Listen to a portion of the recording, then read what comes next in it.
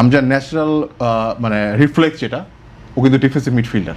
হ্যাঁ, ওর ওর ওর বিল্ড আপটা এরকম, মানে ওর বিল্ড আপ বলতে এটা বোঝাচ্ছি যে ও যেইভাবে বড় হয়েছে খেলে খেলে, ওর মতো ওই ন্যাচারাল রিফ্লেক্সটা এরকম যে অপোনেন্টের কাছে বল গেলে আমার চিন্তা করতে হবে প্রেস করা।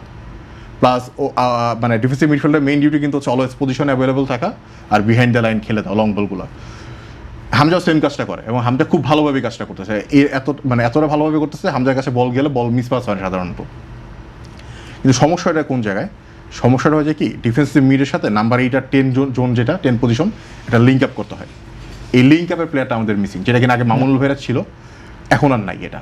যেমন ধরেন হচ্ছে শামির সোম খেলতেছে, শামির সোমও কাইন্ডা হচ্ছে গিয়ে সেন্টার নাম্বার 8 মানে নাম্বার 10, যে ফাইনাল বল রেডি করে দিবে, যে তুমি ভাই আমি বল ছাড়ছি, তুমি যা এখন চেষ্টা করো গোলটা দেওয়ার। এই সুযোগগুলো কিন্তু আমরা ক্রিয়েট করতেছি না। আমরা ক্রিয়েট করতেছি কি, আমরা আসলে ক্রিয়েট করতেছি হচ্ছে গিয়ে প্রচুর বল রোটেশন হচ্ছে, প্রচুর ফাঁকা স্পেসে বল দিচ্ছি, চেষ্টা করতেছে বল নিয়ে ভিতরে ঢোকার। এখন এইটাকে যদি কেউ যদি মানে বলে যে এটা সিন্ডিকেট হচ্ছে, এটা টাফ। আলটিমেটলি আসলে আমরা পিছিয়ে যাচ্ছি, প্লেয়ার মানে আমাদের কাছে প্লেয়ার পুলটা কম।